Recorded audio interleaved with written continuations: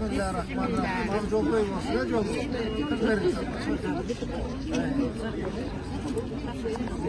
Al öyle. Siz alın. Karaması alın.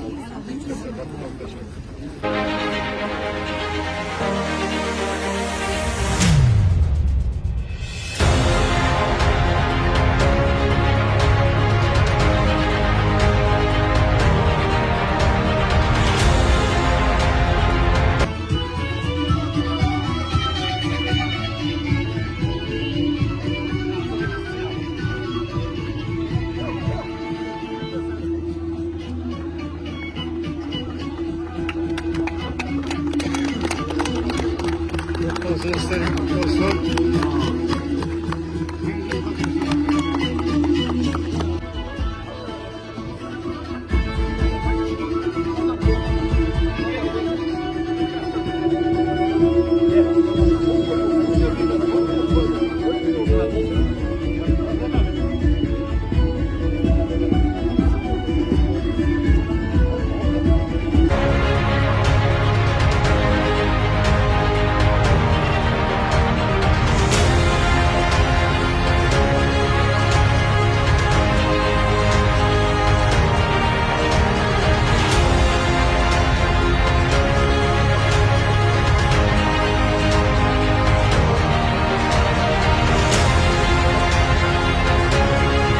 Sarı mazar деген көрістен бар mazar.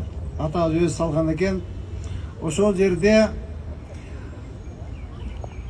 атабыздын дагы, апабыздын дагы көрістені бар, өзүңөр жакшы билесиздер.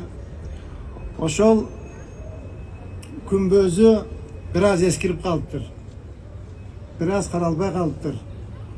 Ошол күмбөздү мен өзүмдүн эсебимден, үй бүлөмдүн эсебинен азыр могул жерде эки вариант кылып алып келдик. Татынакай кылып, кооз кылып, ушу Алымбек Датка атабыздын, Курманжан Датка энебиздин батасы тийсин деп, ушул күмбөздү реставрация кылып, татынакай кылып, кооздоп, өзүмдүн эсебимден куруп берейин деп чечтим.